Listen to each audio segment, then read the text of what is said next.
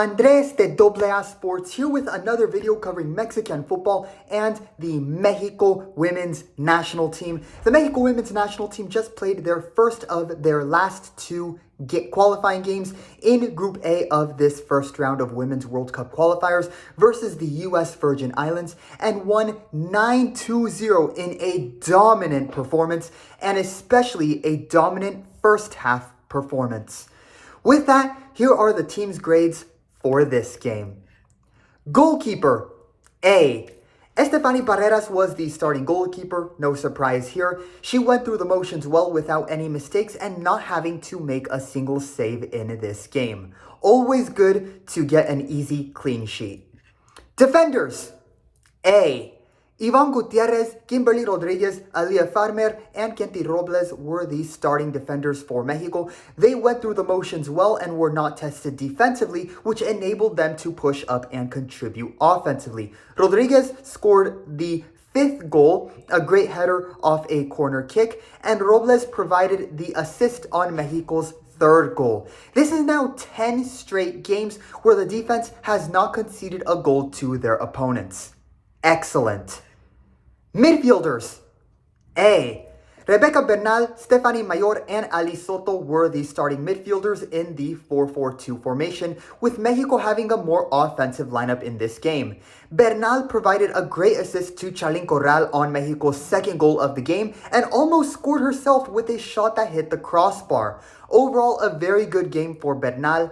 As for Ali Soto, she does seem like the odd anomaly of this game simply because she didn't contribute a goal or assist in this game. But despite not scoring, Soto still had a solid performance, creating 3 scoring chances in this game and playing a big part in Mexico maintaining 85% of the ball possession in this game. Yes, 85% of the ball possession. Wow. Nicole Perez, who was called up at the last minute in place of Diana Ordóñez, who withdrew from these games due to injury, entered the game in the second half as a substitute for Soto.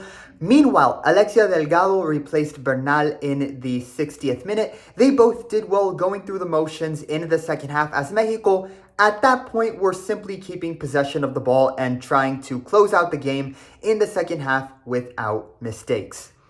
As for Stephanie Mayor, to my surprise, she was one of the starting midfielders alongside Soto and Bernal. She played the full 90 minutes and had a solid game, providing the assist on Mexico's 7th goal of the game. Overall, another strong performance from Mexico's midfield. Offensive front, A+. Maria Sanchez and Chalin Corral were the 2 starting 9s in this game, with Scarlett Camberos as the starting winger, and Kiana Palacios entered the game as a substitute for Sanchez in the final 15 minutes.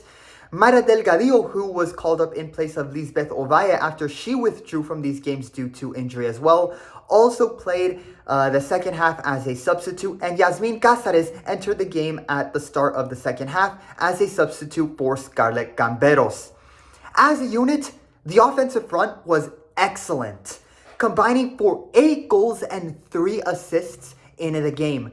But it was Maria Sanchez and Chalin Corral who were the 2 best players for Mexico in this game. Corral scored 2 goals and provided an assist on Mexico's 5th goal. And Maria Sanchez scored 4 of Mexico's 9 goals in this game.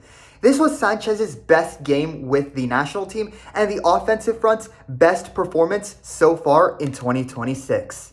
Head coach, A. Pedro Lopez established a more offensive lineup and strategy for this game, and it worked perfectly.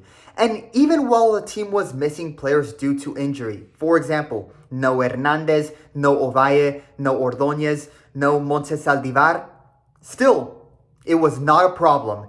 He called up the next best players to fill in for them while making minimal changes that enabled his offense, which has been in great form recently, to continue playing well and score goals. Pedro Lopez has been nothing short of excellent as the head coach for this team since first taking the position in 2022. Now on to the 2 bonus grade categories, starting off with a fan base. A+.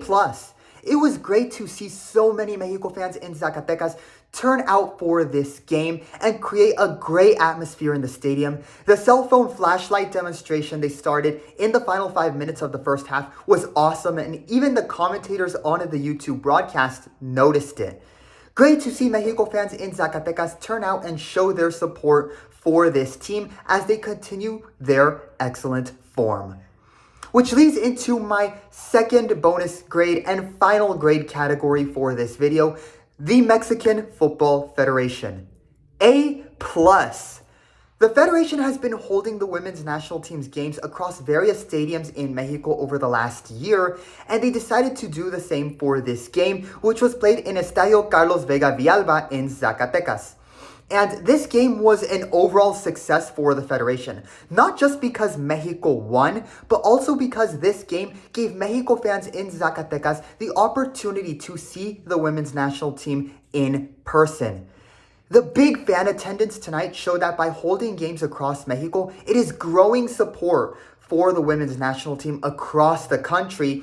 And this game definitely grew support and inspired young fans and girls who were in the stadium with their parents for this game. This is how you grow women's football in Mexico, and holding games in various stadiums across the country and seeing how the fans in the stadium create a great atmosphere with the cell phone flashlight demonstration. This is how you grow the fan base for the women's national team. Final score, 9-0. Mexico wins in dominating style versus the U.S. Virgin Islands. And for an overall team grade for this game, of course it's an A+. With this win, the Mexico women's national team's unbeaten streak now extends to 14 games, where they have won 12 of their last 14 games in this incredible unbeaten streak. With this win, the team also currently sits in first place in Group A of this first round of qualifiers, with the advantage in goal difference as well, and they now control their destiny, where a win or a draw in their next game versus Puerto Rico will see them finish first place in the group and advance to the next round of World Cup qualifying, the main phase of the CONCACAF Women's Championship Tournament. Andres de AA Sports, leave your opinions on the game in the comments below. That will be all for this video. We are now at over 240 subscribers, thanks to all of your support. With that, if you enjoy my Mexican football content, leave a like and subscribe to help the channel grow and get to 300 subscribers. Thanks for watching and listening. Viva Mexico!